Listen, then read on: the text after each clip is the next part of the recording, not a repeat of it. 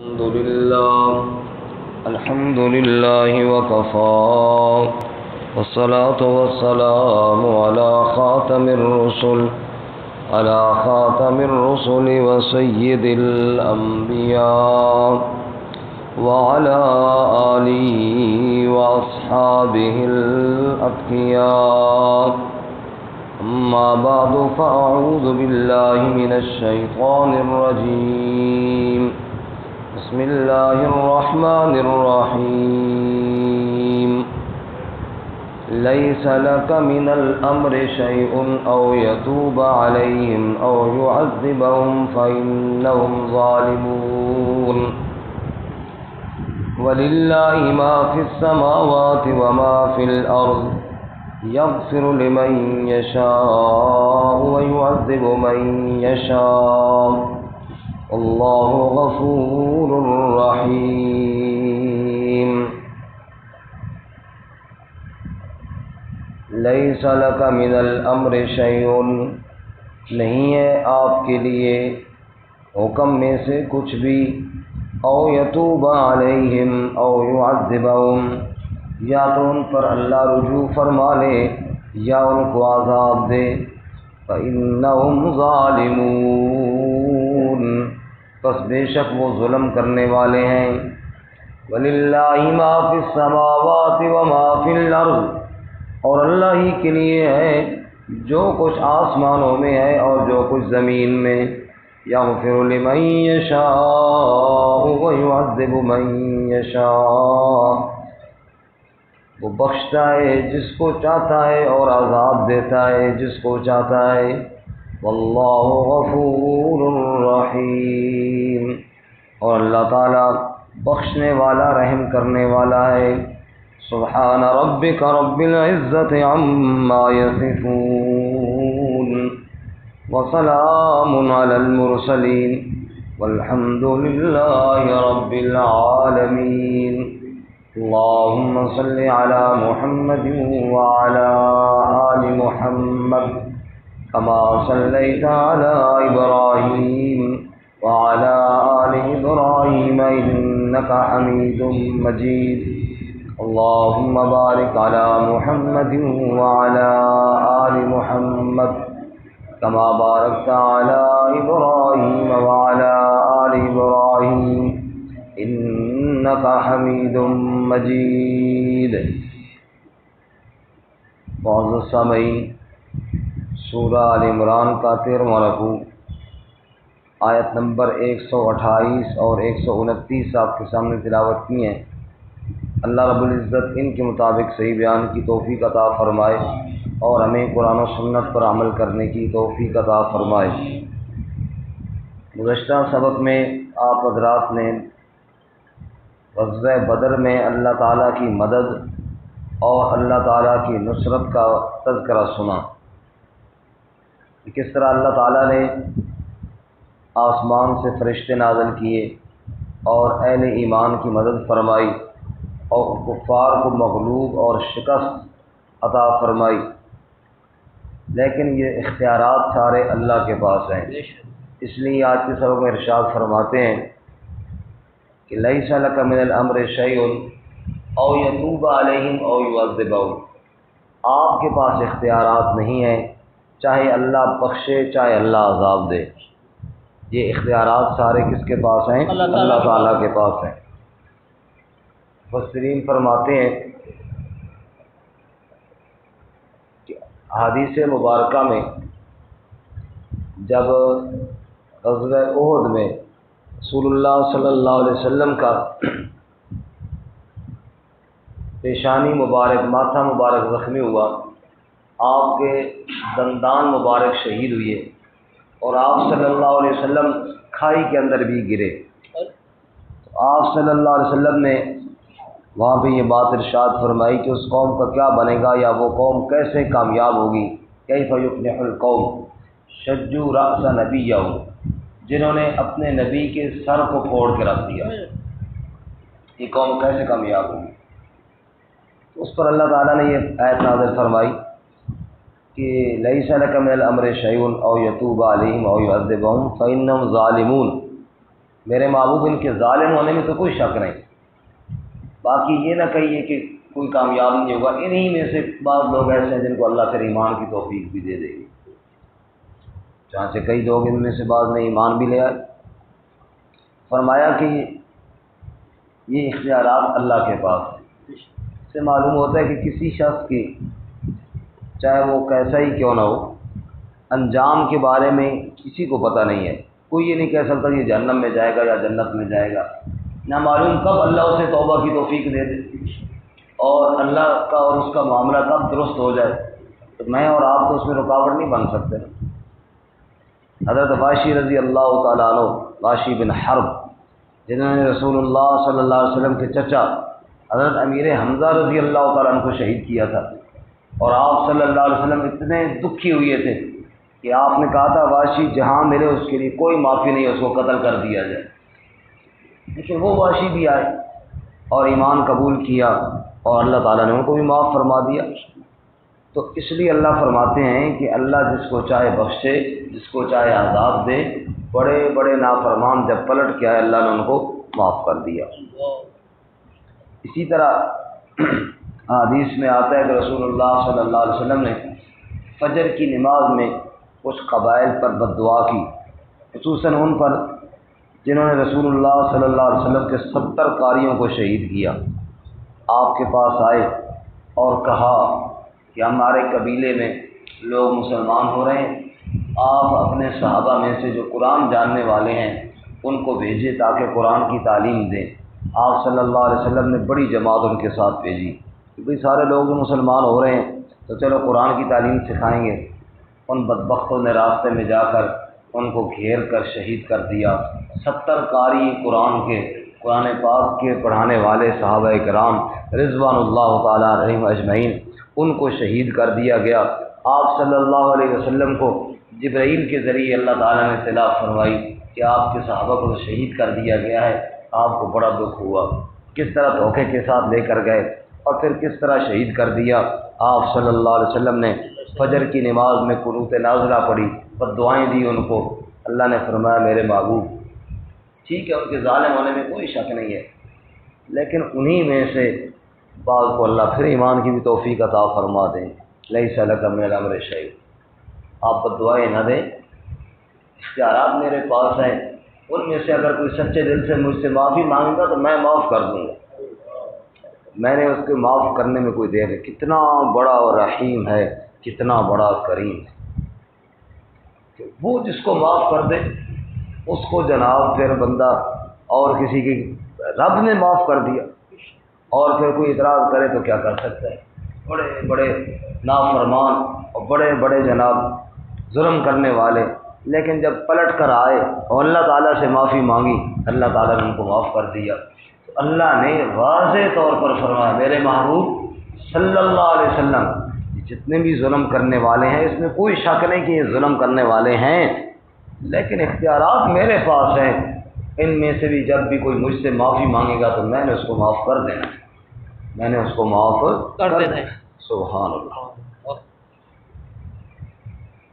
ابو جہل کے بعد مشرکین کی قیادت ابو سفیان کے پاس، اور آپ صلی اللہ علیہ وسلم کے خلاف جنگیں سب کچھ ہوا، لیکن فتح مکہ کے بعد اللہ نے ایمان کی توفیق دے دی کہ وہ رضی اللہ تعالیٰ عنہ کی لسٹ میں وہ بھی شامل ہو گئے۔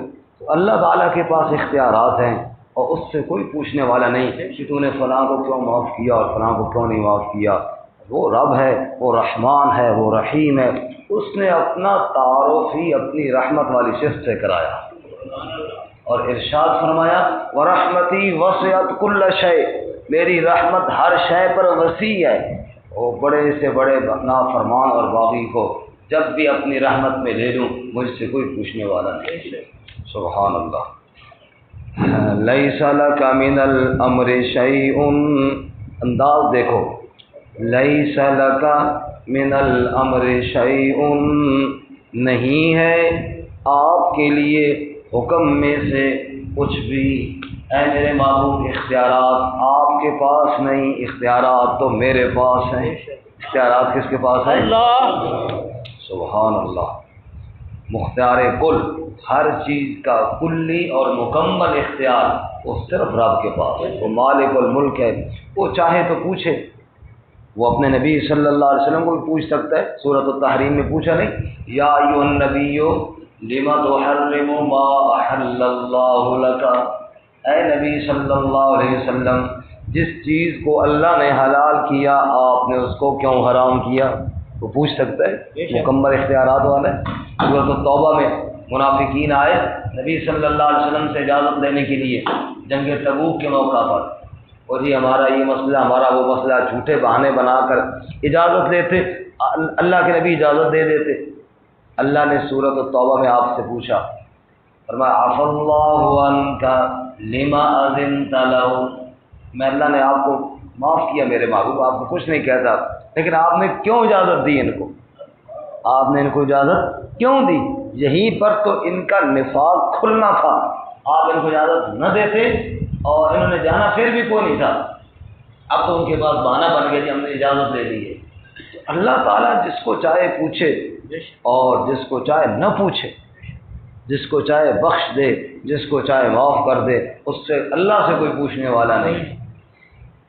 سورۃ الانبیاء میں فرمایا لا یسأل عما یفعل وهم یسألون، فرمایا جو کچھ وہ کر دے اس سے کوئی پوچھنے والا نہیں، باقی ہر ایک سے پوچھا جائے گا، اللہ ہر ایک سے پوچھنے کا اختیار رکھتا ہے، اللہ سے کوئی پوچھنے والا۔ فرمایا لیس لک من الامر شیء، نہیں ہے آپ کے لیے اختیار میں سے کچھ بھی، او یتوب علیہم، یا تو اللہ ان پر رجوع فرمائے یعنی ان کو توبہ کی توفیق دے دے، او یعذبہم، یا اللہ ان کو عذاب دے دے، یہ اللہ کی مرضی ہے، فإنہم ظالمون، اس میں بھی کوئی شک نہیں کہ وہ ظلم کرنے والے ہیں، ان کے ظلم اپنی جگہ پر ٹھیک ہیں، لیکن اللہ کی رحمت کا تقاضا یہ ہے کہ وہ پابندی نہیں لگاتا کسی پر کہ توبہ تو کرے تو تجھے نہیں بخشوں گا، بڑے سے بڑا باغی بھی، بڑے سے بڑا نافرمان بھی، جب زندگی کے کسی موڑ پر بھی اس کو توبہ کے توفیق ہو جائے، توبہ کی طرف دھیان ہو جائے، اللہ کریم معاف کرنے میں دیر نہیں لگایا کرتے۔ کیا فرمایا دوسرے مقام پر وَمَن يَعْمَلْ سُوءًا أَوْ يَظْلِمْ نَفْسَهُ ثُمَّ يَسْتَغْفِرِ اللَّهَ، جو برا عمل کرے، اپنی جان پر ظلم کرے، ثُمَّ يَسْتَغْفِرِ اللَّهَ، پھر استغفار کرے اللہ تعالیٰ سے، معافی مانگے اللہ کریم سے، اللہ فرماتے ہیں یجد اللہ غفور الرحیم، جب بھی رب کے دربار پہ معافی مانگنے کے لیے آئے گا اللہ کریم کو پہلے سے راضی پائے گا، یجد اللہ غفور الرحیم۔ اللہ فرماتے ہیں تیرے آنے میں دیر ہو گئی، میرے راضی ہونے میں کوئی دیر نہیں ہے۔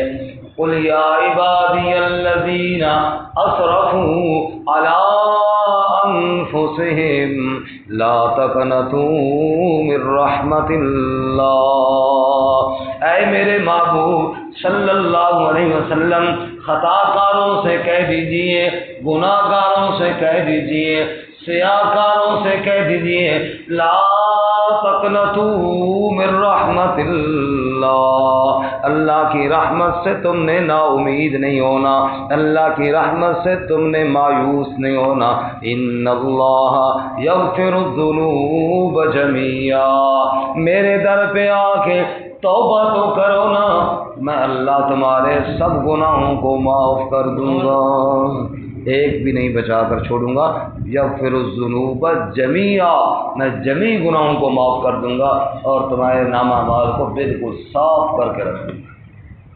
سبحان اللہ۔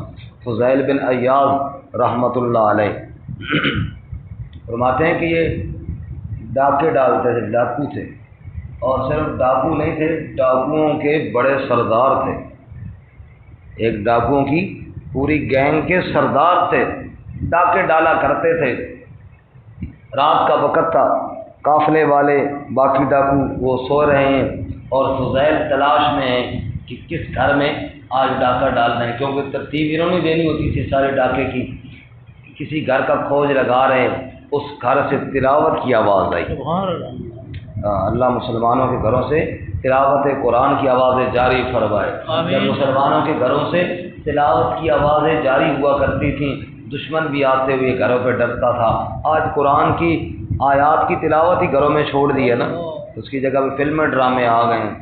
تو گھر سے تلاوت قرآن کی آواز آ رہی تھی، اور سورۃ الحدید کی آیت مبارکہ وہ بچہ یا بچی تلاوت کر رہا تھا جو گھر میں تلاوت کر رہا تھا۔ سورۃ الحدید میں اللہ نے فرمایا الم یأن للذین آمنوا ان تخشع قلوبهم لذکر اللہ، ابھی ایمان والوں کے لیے وہ وقت نہیں آیا کہ ان کے دل ڈر جائیں اللہ کی یاد کے لیے۔ بس یہ آیت آواز پہنچی فضیل بن عیاض کے کانوں میں، جو اس گھر کی تلاش کر رہے تھے، ریکی کر رہے تھے کہ یہاں پہ ڈاکہ ڈالنا ہے آج۔ یہ آیت جب ان کے کانوں سے ٹکرائی، ان کو یوں لگا کہ اللہ مجھے آواز دے رہا ہے کہ تم ڈاکے ڈالنے کے لیے آیا ہے اور ابھی تک تیری توبہ کا وقت نہیں آیا۔ بس یہ بات وہاں سے سنی، فضیل نے زمین سے خواب کی مٹھی بھری اور سر پہ ڈالی۔ یہ طریقہ تھا حسرت اور افسوس کا، اور دل میں ملامت کیا اپنے آپ کو کہ اللہ بلا رہے ہیں اور میں ذرا ڈاکے کی فکر میں پڑا ہوں، اور فوراً چیخ کر کہا لبیک اے میرے اللہ میں حاضر ہوں، بس اب وقت آ گیا ہے توبہ کا، میں ابھی توبہ کے لیے تیار ہوں، وقت آ گیا توبہ کا۔ اور وہاں سے بھاگا اور پیچھے بھاگا اور قافلے والوں کے پاس گیا جو سوئے ہوئے تھے، کہا اٹھو اٹھو۔ انہوں نے آنکھیں ملی، بھئی کدھر ڈاکہ ڈالنا ہے، کدھر چلیں؟ کہا چھوڑو ڈاکے کو، ادھر اللہ بلا رہے ہیں۔ او بھائی فضیل خیریت ہے، تجھے کیا ہو گیا؟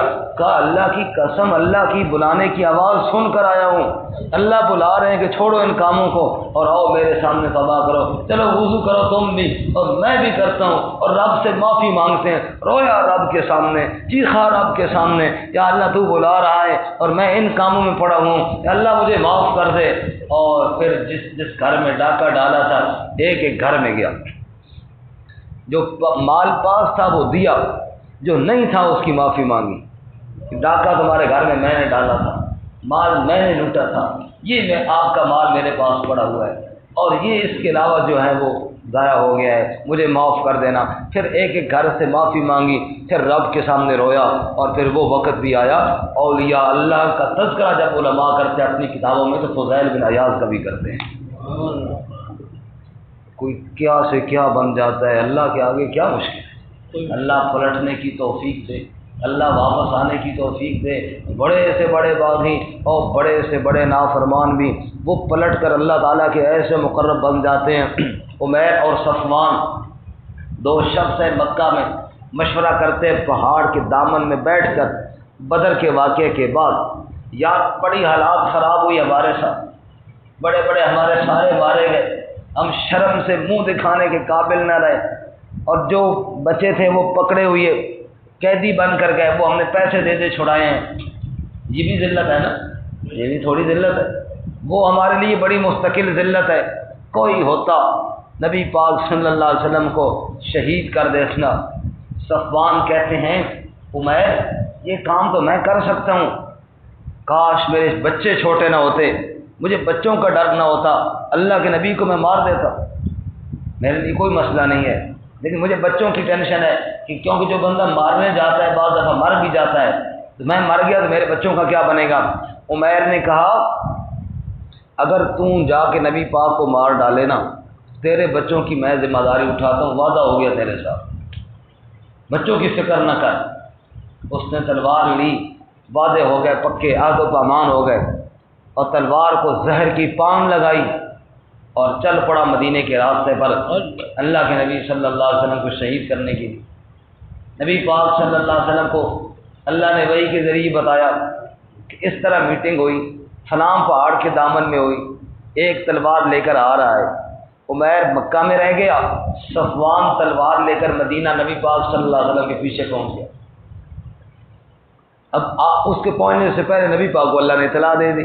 اب آپ صلی اللہ علیہ وسلم نے دیکھا آ گیا جناب تلوار لے کر. آپ نے پوچھا کیسے آنا ہوا؟ کہا جی یہاں ہمارے رشتہ دار ہیں، ہمارے تعلق دار ہیں، ان سے ملنے کے لیے آیا ہوں. آپ نے فرمایا تلوار کیوں لے کر آئے ہو؟ کہا وہ تو تمہیں پتہ ہے نا، راستہ خطرناک ہوتا ہے، 100 مسائل ہوتے ہیں، ہتھیار تو پاس رکھنا ہی پڑتا ہے. آپ نے فرمایا زہر کی پان کیوں لگا کر آئے ہو؟ اب وہ تھوڑا تھوڑا پریشان ہونے لگا، کہنے لگا جی بس وہ ذرا دشمنوں کا خطرہ مطرہ تو ہوتا ہے نا. اچھا آپ نے اچھا یہ بتاؤ پہاڑ کے دامن میں عمیر کے ساتھ بیٹھ کر مشورہ کیا کر کے آئے ہو؟ بس یہ بات سننی تھی کہ اس نے تلوار کو پھینکا اور کہا اشہد ان لا الہ الا اللہ واشہد ان محمدا عبدہ ورسولہ. جہاں پر ہم نے مشورہ کیا تھا تیسرا کوئی نہیں تھا، تیسرا تھا تو رب ہی تھا. اگر آپ کو رب نے بتا دیا تو معلوم ہو آپ اللہ کے سچے نبی ہیں. اب گھر سے تو نکلا تھا بہت بڑا جرم کرنے کے لیے، اللہ کے نبی صلی اللہ علیہ وسلم کو شہید کرنے کے لیے نکلا تھا، تلوار ہاتھ میں اٹھا کر نکلا تھا. اب اس کا یہ جرم دیکھو تو اس کو کوسو، لیکن آگے اس کا نبی پاک کی غلامی کا کلمہ دیکھو تو دیکھو کہ اللہ نے بھی معاف کر دیا، اللہ کے نبی صلی اللہ علیہ وسلم نے بھی معاف کر دیا. تو جو اللہ کے سامنے آئے اور اللہ بھی معاف کرے اور اللہ کے نبی بھی معاف کریں، پھر اس پہ بھی رضی اللہ تعالیٰ عنہ کی مہر لگی. اللہ تعالیٰ اس سے بھی راضی ہوا. خود حضرت عمر رضی اللہ تعالیٰ عنہ کا واقعہ کس کو معلوم نہیں ہے؟ وہ بھی تو نبی پاک صلی اللہ علیہ وسلم کو شہید کرنے کے لیے نکلے تھے کہ آپ صلی اللہ علیہ وسلم کو نہیں چھوڑوں گا. اور یہ مشورہ کیا ابو جہل کے ساتھ، اور عمر جب تیار ہوئی نبی پاک کے قتل کے لیے تو ابو جہل خوشی سے پھولے نہ سمایا کہ عمر یہ کام کر سکتا ہے، یہ دلیر آدمی ہے اور یہ کام یہ کر سکتا ہے. اور عمر بھی نکلے تو نبی پاک صلی اللہ علیہ وسلم کو شہید کرنے کے لیے تھے، لیکن پھر اسلام کے سپاہی بنے اور ایسے سپاہی بنے کہ قیامت تک عمر کا نام جاری رہے گا. اور اللہ تعالیٰ کے نبی صلی اللہ علیہ وسلم نے فرمایا لو کان بعدی نبی لکان عمر، اگر میرے بعد کوئی نبی ہوتا تو عمر نبی ہوتا. اتنے اونچے مقام پر پہنچے. اس لیے میرے بھائیوں اور میرے بزرگوں، بڑے سے بڑا نافرمان اور مجرم جب رب کے سامنے گیا اللہ نے معاف کیا، فرمایا میرے محبوب اختیارات آپ کے پاس نہیں، یہ معافی کے اختیارات تو میرے پاس ہیں. او یتوب علیہم او یعذبہم، جس کو چاہوں معاف کروں، جس کو چاہوں سزا دوں. فإنہم ظالمون، وہ ظالم ہیں، ان کا ظلم اپنی جگہ پر ہے. جزاک اللہ. ان کا ظلم اپنی جگہ پر ہے، لیکن جب کوئی بڑے سے بڑا ظالم بھی میرے سامنے معافی مانگنے کے لیے آئے گا تو میں اس کو معاف کر دوں. یہ شیخ زکریا نے لکھا ہے نا واقعہ رحمۃ اللہ علیہ نے، کہ جب قارون کو زمین نے پکڑا تو وہ چیخا موسیٰ علیہ السلام سے معافی مانگنے لگا، موسیٰ مجھے معاف کر دو، مجھ سے غلطی ہو گئی. اور موسیٰ علیہ السلام نے اس کی طرف دھیان بھی نہیں کیا، رخ بھی نہیں کیا. وہ معافیاں مانگتے مانگتے زمین میں دھنس گیا. قرآن میں اللہ فرماتے ہیں فَخَسَفْنَا بِهِ وَبِدَارِهِ الْأَرْضِ، ہم نے اس کو گھر سمیت زمین میں دھنسا دیا. لیکن جب وہ دھنس گیا تو اللہ تعالیٰ نے فرمایا موسیٰ اب آپ خوش ہیں کہ زمین نے پکڑ لیا قارون کو؟ فرمایا یا اللہ کیوں نہ خوش ہوں، وہ تیرا بھی دشمن تھا اور میرا بھی دشمن تھا، ذلیل ہوا برباد ہوا، تو خوش تو ہوں. فرمایا موسیٰ وہ بڑا بدبخت تھا کہ تجھ سے معافی مانگتا رہا، وہ اگر مجھ سے معافی مانگتا تو میں نے معاف کر دینا تھا، اس نے مجھ سے نہیں معافی مانگی. اللہ تعالیٰ کا رحمت اور اللہ تعالیٰ کے کرم کی تو کوئی انتہا نہیں ہے. شیخ ابتار فرماتے ہیں بردر آمد بندے بگور خطا، آبروئے خود بائسیاں ریختہ، مغفرت دارد امید از لطف تو، زیاں کے خود فرمود لا تکنتو. فرماتے ہیں غلام ہو نا کسی کا غلام، وہ بھاگ جائے مالک سے اور جائے اور جدھر جائے اور دھکے پڑے اور مار پیٹے اور ذلیل ہو کر دوسرے دن تیسرے دن پلٹ کے پھر مالک کے پاس آئے کہ غلطی ہو گئی ہے. فرمایا بردر آمد بندے بغور خطا، اے اللہ تیرے دربار پر تیرا بھاگا ہوا غلام پلٹ کر آ گیا ہے. جو بھاگ گیا تھا نا نافرمانیاں کر کے، اے اللہ پلٹ کر واپس آ گیا ہے. آبروئے خود بیسیاں ریختہ، اپنی عزت گناہوں کی وجہ سے ضائع کر کے آ گیا ہے. جدھر گیا ہے خوار ہوا ہے، جدھر گیا ہے ذلیل ہوا ہے. یا اللہ اب پھر کیوں آیا ہے؟ رحمت دارد امید از لطف تو، اب تیرے لطف کی امید لے کر آیا ہوں، کیونکہ زیاں کے خود فرمودہ لا تقنطو، اس لیے کہ تو نے خود فرمایا ہے لا تقنطو من رحمت اللہ، میری رحمت سے کبھی مایوس نہیں ہونا۔ بحر الطاف بے پایا بود، نا امید از رحمتت شیطان بود، اے اللہ جو تیری رحمت کا دریا ہے اس کا تو کوئی کنارہ ہی نہیں ہے، تیری رحمت کے دریا کا کوئی کنارہ ہی نہیں ہے، اگر تیری رحمت سے نا امید ہے تو ابلیس ہے اور کوئی نا امید ہی نہیں ہے۔ تیرے بڑے سے بڑے خطا کار، بڑے سے بڑے سیاکار، بڑے سے بڑے گناہ گار بندے بھی اگر اپنے گناہوں کو دیکھیں تو معافی کی طرف، معافی کے حقدار نہیں نظر آتے، لیکن جب وہی گناہ گار تیری رحمت کی طرف دیکھتا ہے تو بالکل بھی مایوس نہیں ہوتا۔ اے اللہ اپنی رحمت کے ساتھ ہمارے گناہوں کو معاف فرما دے۔ شیخ سعدی رحمۃ اللہ علیہ فرماتے، شیخ عبد القادر جیلانی رحمۃ اللہ علیہ کے بارے میں فرماتے ہیں، عبد القادر جیلانی کو دیکھا بیت اللہ کی چوکھٹ پر اپنی جبین رگڑ رہے ہیں اور کہہ رہے ہیں یا اللہ دنیا والے تاجر اپنا سامان دیتے ہیں اور پیسے وصول کرتے ہیں، نیک لوگ اعمال پیش کرتے ہیں اور بخشش مانگتے ہیں، یا اللہ میں تاجر نہیں ہوں کہ کوئی چیز دے کر تجھ سے لینے آیا ہوں، یا اللہ میں کوئی بڑا متعبد اور عبادت گزار نہیں ہوں کہ بڑی عبادتیں لے کر تیرے دربار میں آیا ہوں اور ان کے بدلے میں معافی چاہتا ہوں، نہیں یا اللہ میں تو خطا کار ایک تیرا بندہ ہوں، تیرے در پر آ کر اس لیے سر جھکا رہا ہوں، اتنی بات کہتا ہوں یا اللہ اپنے بندوں میں میرا شمار بھی کر دے، اگر تو نے کہہ دیا تو بھی میرے بندوں میں سے ایک بندہ ہے، بس تیری رحمت کی نگاہ پڑ گئی، عبد القادر جیلانی کے گناہ سارے بخشے جائیں گے۔ اللہ کے سامنے کس طرح اللہ کے بندے اپنے آپ کو عاجز کر کے پیش کیا کرتے تھے، اس لیے اللہ تعالیٰ فرماتے ہیں میں معاف کرنے پہ آؤں تو مجھے سے کوئی پوچھنے والا نہیں، کیوں؟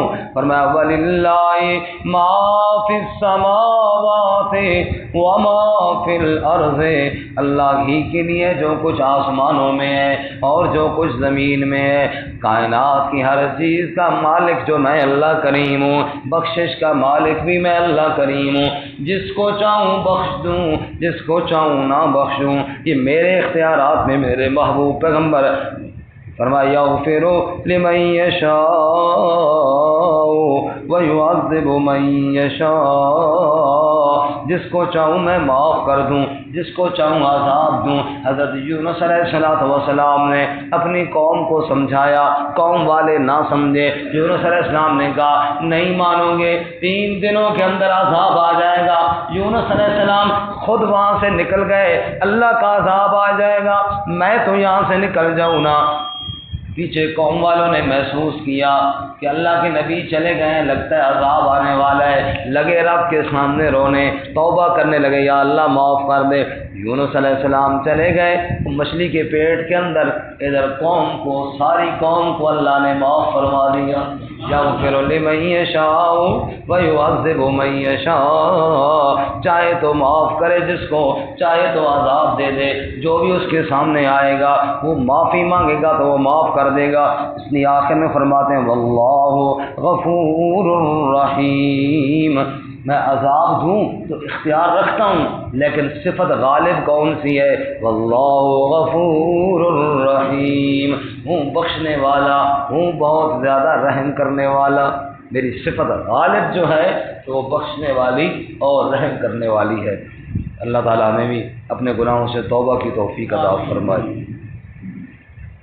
لیس لک من الامر شیء، آپ کے لیے اختیار میں سے کچھ نہیں، او یتوب علیہم او یعذبہم، یا تو اللہ معاف کرے ان کو یا ان کو عذاب دے، فإنہم ظالمون، بس بے شک وہ ظالم ہیں، وَلِلَّهِ مَا فِي السَّمَاوَاتِ وَمَا فِي الْأَرْضِ، اور اللہ ہی کے لیے جو کچھ آسمانوں میں ہے اور جو کچھ زمین میں ہے، یغفر لمن یشاء،